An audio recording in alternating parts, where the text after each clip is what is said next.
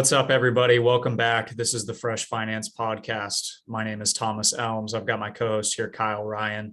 Today, we are going to give just kind of a quick first quarter slash month of March market update. Going to talk about a few of the things that are hitting the news, a few of the things that are kind of getting talked about in the markets here. Kind of quick intro to what we're going to be talking about as far as, hot ticket items. Russia, Ukraine, everybody is talking about that. Possible interest rate hikes that we actually saw here recently in the early part of March. Inflation is going on. We obviously saw about a 6-month recovery phase. I wouldn't even call it recovery. I'd say almost like a recessionary phase here over the past 6 months in the market. So, Kyle, we've kind of got a lot going on right now. And I just kind of want to get your take on where we're at, where things are going. And just kind of some general things that you're hearing from clients about the market, about the news, and some of the things going on. Oh, I've heard everything under the sun, all the speculation out there, right? It's really volatile times in the market. We've mentioned this in previous episodes, but it's investing's no longer on easy mode. You can't just go into anything and hope for the best, because when you're looking at a rising interest rate environment, an inflationary environment, and you throw geopolitical into the, geopolitical risks into the mix. And then a market correction, right? It's really, really difficult to tell where you want to position your portfolio without doing constant research, because there's constant updates, right? So that's why, Thomas and I, we spoke about what's really hot to do right now. It's getting close to the end of the quarter. We're right in the midst of spring, hooray. So, we figured we'd start off with an exciting, topic of what's going on, what are our opinions on it, and where do we go from here?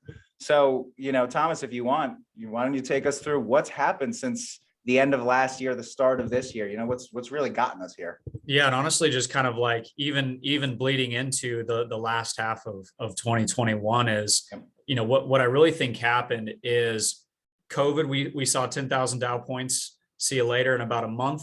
We saw a super quick recovery. I think that there's probably 1,000 different things that we could say kind of committed to that. But we saw a lot of super high flyer names just build up in price level, in market cap really quickly. And essentially what ended up happening is their forward earnings kept just getting higher and higher. And then once we got to a place where COVID has started to kind of level off, and we're seeing that they actually have to try and sustain those numbers, they weren't able to, right? So a lot of the high growth floor names or high flyer growth names, of the COVID era got hit really hard. It also kind of started to dwindle into some other names. And so you think the past 6 to 8 months, we've seen a good size correction. I'd honestly, this has been a very, how would I describe it? It's been a very narrow correction to a degree, because when we think about general market corrections, we see kind of everything getting hit all at once, right? And it was almost like these growth names just took such a hit so quickly.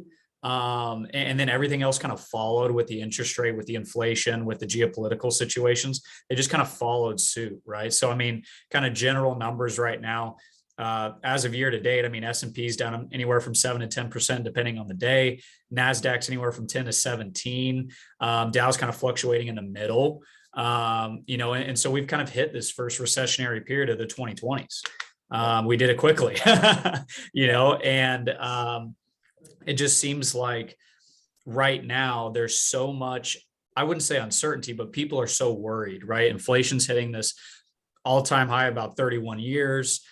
We've got possible interest rates going up. And I think people just don't necessarily know where to put their money, right? Because in a rising interest rate environment, when interest rates rise, bond yields decline, right? And they decline heavier the further the maturity of the bonds are. And so people are like, well, I'm a little worried about fixed income right now. So should I put money in there? Should I not? Right. And then the market's in a correctionary environment, or at least it's kind of recovering from that to a degree right now.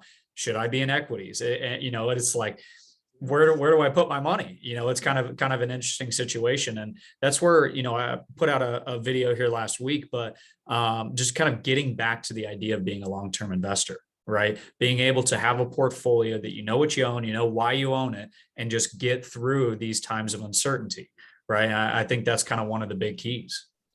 I love when you said people are feeling worrisome, right? Mm-hmm. Because what was it, would you say 6 to 8 months ago, where it was nothing but euphoria? Mhm. You know, what's the old adage? Sell on euphoria, buy on fear. And, that's kind of the long-term mindset is there's going to be these economic cycles where, again, I said it in a previous episode, most recessions, most pullbacks in the market are stoked by uncertainty, which breeds fear. Yeah. Right. So this is what we're seeing. No one has any, if I don't have a crystal ball, I don't know if you do, but I don't know what's going to come out of the geopolitical pressure. But, one thing we could talk about is, since we're talking about it, why don't we jump into kind of the effect on the war in Russia and Ukraine, and what impact, if any impact, would you say it really has on investors in the US? Yeah, I would be more on the if any side, if anything. I think it's more of a hot ticket news item. If anything, I think that Russia scares people, especially in America, a lot. And so just that idea of a war sparks people to want to sell investments. They want to get out of the market because when you think like logically, when you think unbiased about these things, you recognize that Ukraine, their GDP is about the same amount of GDP as the state of Louisiana. And you think about Russia, they're a 13th of an economy of scale of ours, right? And so if you just kind of take yourself out of your own opinions and you just understand those facts, you realize, hey, we're comparing watermelons to grapes here on an economic scale, right? I said the exact same thing. That's it. I said the same thing about, you remember the Afghanistan invasion, basically? Yeah. People were freaking out about that. I had clients calling me, hey, should we sell? Should we invest in this? Should we get out of this? Go to gold? It's like, it is the GDP the size of San Diego. I'm pretty sure San Diego is bigger. So great point. Yeah. And it just kind of the overwhelming thing is outside of oil, that's kind of our real only involvement there from an economic scale. But they're not the only place we get it either.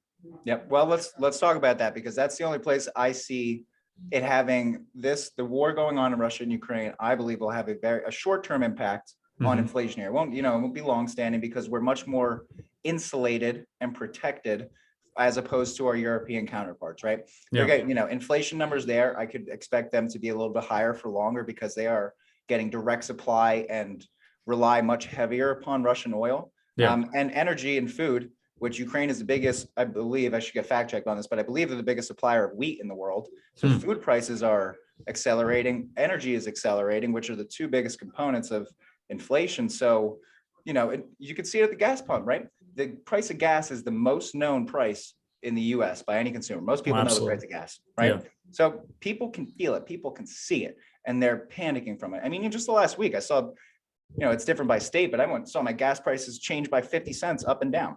Right. So it's very turbulent, the situation right now. And it goes back to Thomas's earlier point of know what you own, know the story while you have it, and sticking long term, you can get through these cycles of fear.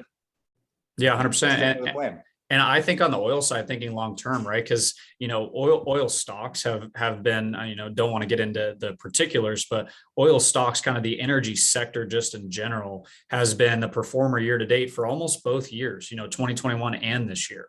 And so kind of the question is if you're almost, a lot of people, especially DIY investors, is they'll consider themselves almost like a momentum investor, right? They're just kind of moving in and out of where the momentum is in the market, right? And right now, the momentum investor is highly, allocated to an energy-like portfolio. And so the question is, when, crude oil, when the price per barrel of oil goes down, what are you going to be doing with those positions, right? Because the energy and oil sector has to, at some point, start to dwindle back.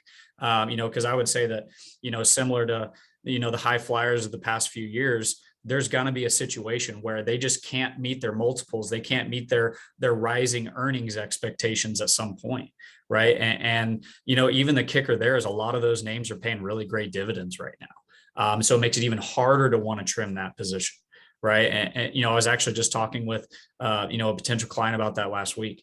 They had a very, heavily concentrated oil and energy position, also some commodities as well. And I said, hey, when we kind of look about 10 to 12, maybe even 14 months down the line, right, when, WTI crude and price per barrel starts to maybe go back to its traditional levels, how does that price out? How does that affect your portfolio if such a large percentage of it is in that area, right? And that just kind of, boils back down to having a well-diversified, balanced portfolio. Was way to sum it up, because I was going to say it really all boils back down to diversity, because if you go to the late 2010s, right, say 2016 to 2020 or so, the energy sector was one of the worst performing. Now you're looking at it and, it's made a comeback, but you always want to have a little bit of exposure across the board, because even within one of the recent weeks, the stock market just had one of its best performing markets since November of 2020 in a week. And if you completely got out of technology and growth oriented stocks because you were afraid of interest rate hikes and their impact on them, then you would have lost out on what had the biggest rally. You missed some of the good days, right? But you got to have the good with the bad. Yeah. 100%. And I saw something earlier this morning. They were talking about how history has kind of shown that whenever oil reaches $100 plus per barrel, we normally are followed by a recession. And so I've gotten a lot of questions about that. And one of the things that I kind of want to note that I think might be a little bit different about today's situation than past occurrences is we actually already preceded that, that $100 a barrel with a 10 plus correction already.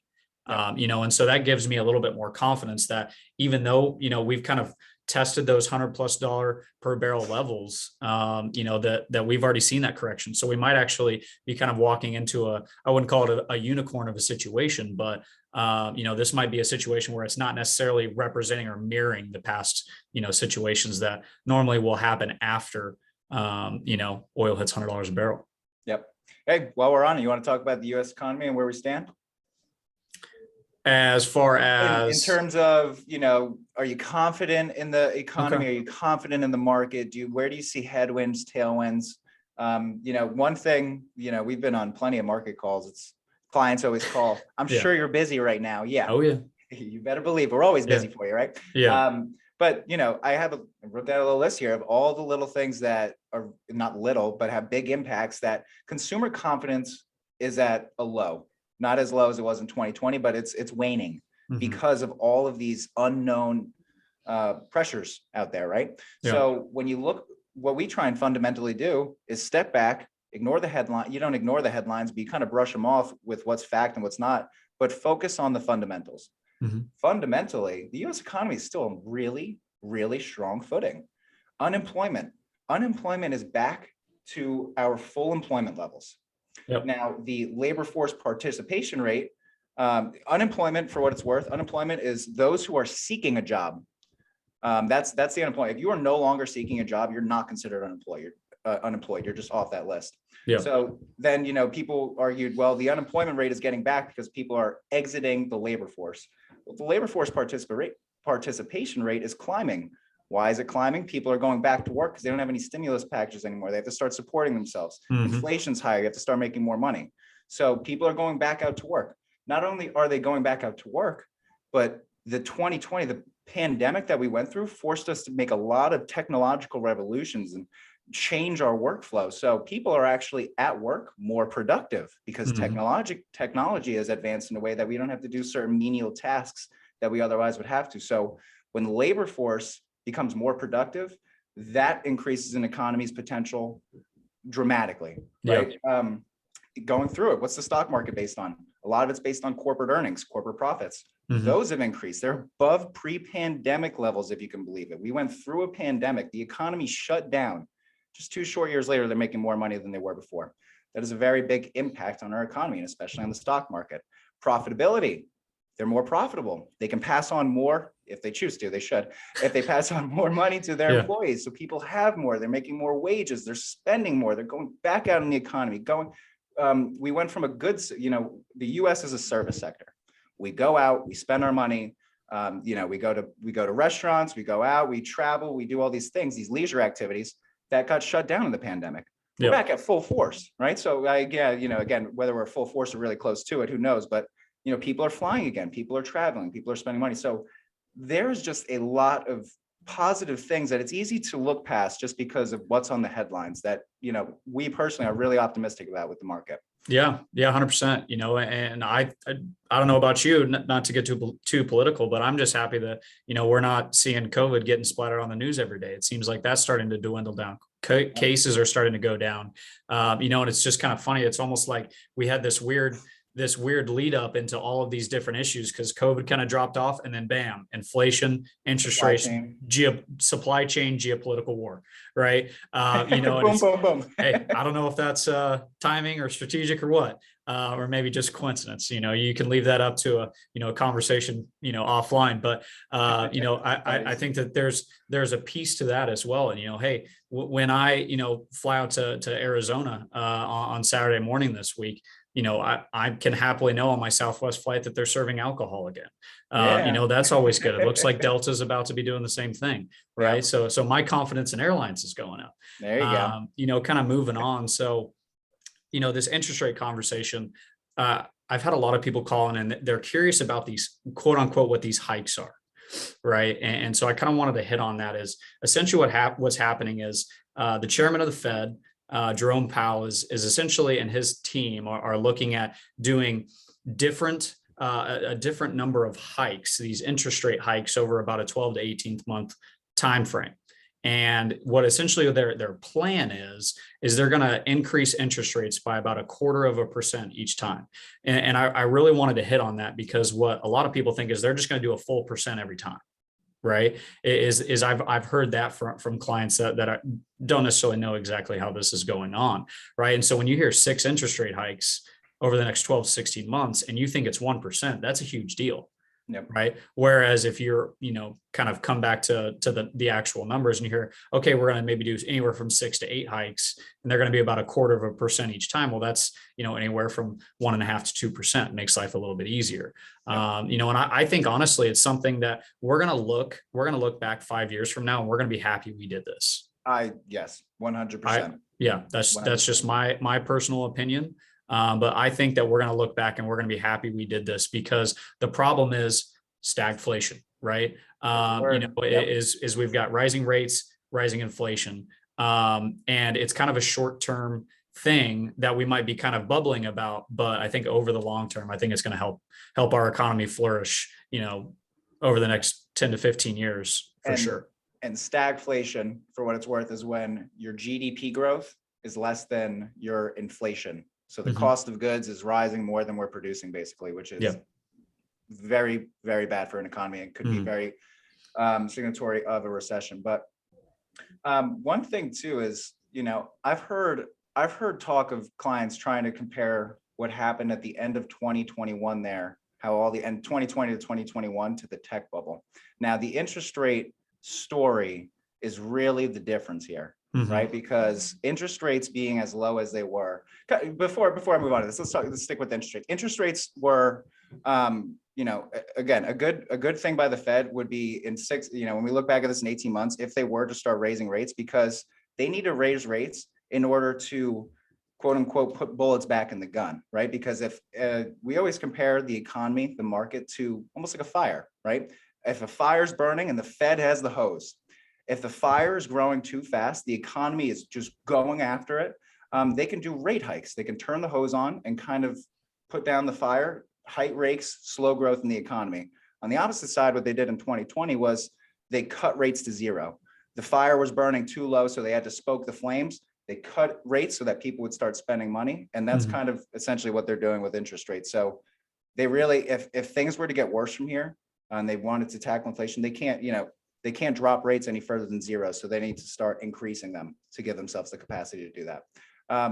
But going back to what I was saying with the tech bubble is I've had a lot of interesting conversations about clients saying, the euphoria, the irrational exuberance back in the tech bubble days. Oh yeah. Were very good Alan Greenspan word there. Alan Greenspan, you like that? Yeah. But yeah, there's companies out there that were trading at ridiculous PE ratios that had zero earnings. Like very little earnings. And, I don't think it's similar to back then because, you had very low interest rates. A lot of these tech companies, it's based on forward earnings, what you can project these companies to do. And I just think the scenario for the 2020s wasn't as irrational as it was during the tech bubble. Yeah.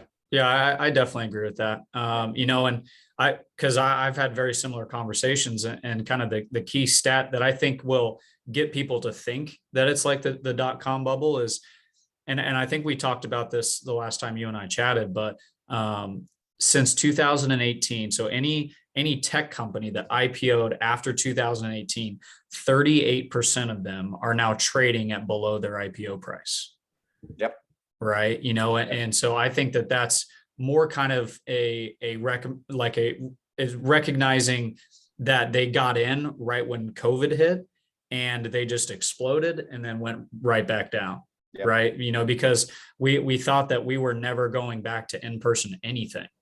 And so those COVID stocks were just kind of like on this upward trend to Neverland. And we never thought that we would actually kind of come back into a state of normalcy, or at least we didn't know when that would be, right? So I think there's a degree to that too. Yeah. And what stayed the course? Last episode we talked about in our investing episode, I asked you, what do you think 20 years ago was one of the top 10 stocks that still is? Mm-hmm. Microsoft, right? So this name of the game now in today's investing landscape, if I had to give any advice out there for what to be in, would be quality companies, large companies with really strong balance sheets mm-hmm. that can increase, they have moat, they can increase their price without having a negative correlation to people buying their product, right? Mm-hmm. It's tough to give really examples, but if you're paying $20 for a subscription to watch movies, and all of a sudden it goes to $25 and you're still willing to pay it, then that is a company that has strong consumer recognition, where people are going to stay with them through an inflationary environment and they can weather the storm of inflation. And those are the companies that I would really focus on looking at, and those quality companies that have big balance sheets that have proven to weather the storm and can show them that they can do it again. Yeah, I like that a lot. And I want to give a hot take here. I've been thinking about this for a while. Because I was talking to an advisor in my office that I work closely with very often, and he said in the 30 plus years he's been in the business, he's never seen per day volatility like he's seen in the past few months in his entire career. And I think that that's a really important thing to know. And I've been thinking about this, and I don't want to get into too much of the nitty gritty here. Maybe we can get into it in another episode, but I honestly think that this is the first time we're seeing the negatives of ETFs. And here's where I'll explain this is when you buy into a mutual fund, you're actually putting your money into a pool of other monies that are at the mutual fund company that will then buy into the position. So a lot of mutual fund companies have a lot of cash reserves on hand. And so that it's kind of helping out with withdrawals, right, out of funds. Yep. On the opposite side of ETFs is that money is getting directly injected into individual positions, right, that are within that individual ETF. And so we're seeing a lot of people using ETFs more here over the past 3 years. And that's kind of forcing the buying and selling of individual names a lot more. Now it might seem like it's on a small basis, but when you're talking about the volume that we're seeing going in and out of ETFs over the past 12 months, I mean, I think I saw this while I was watching a news report a few weeks ago, but I think in 1 month, I believe it was SPY, it saw about $6 billion in outflow in 1 month. It was the largest outflow in 1 month in an ETF ever. Yeah. Right. And that's going to affect things because in order to take out those withdrawals, they've got to liquidate individual positions. That's essentially the reason why mutual funds are, they only price at the end of the day, and why ETFs are priced intraday. Yep. And I think that's a good thing to learn, but I think it's also kind of an interesting hot take is I think with how much money people are plugging into ETFs, which I mean, I do the same, but just kind of understanding how those work, because I think we are kind of seeing the downside to ETFs is there's a lot more intraday volatility than we've experienced before them. I've never really thought about that too much of the impact of why that would be. I would have always chalked it up to, without doing immense research on it, there's a lot of margin out there. So that's true as well. The amount of margin within retail investors and institutional investors is at its highest point, I believe. And then there's a lot more retail investors, which retail investors, your everyday traders, are emotional.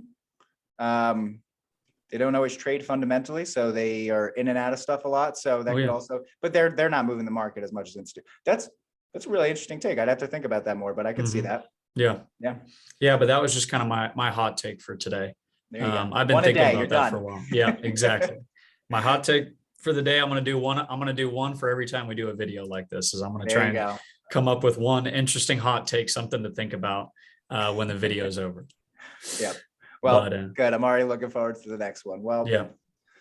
You got anything else? I think we covered a pretty good distance here. Again, if I were to summarize anything, stay the course. Unless you need your money today, unless you need your money within a year's span, I wouldn't panic. A lot of things happening right now are headline driven, and will they impact your portfolio is entirely determined upon what your portfolio, of course, is consisted of and how conservative you make it. Like Thomas mentioned, if you are in those momentum stocks and you never changed out of the growth, or you made it to energy, just keep being tactical, because it's an ever-changing world out there. But for the long-term investors, staying the course, I don't think you have too much to worry about. Yeah, 100%. Well, hey, good episode.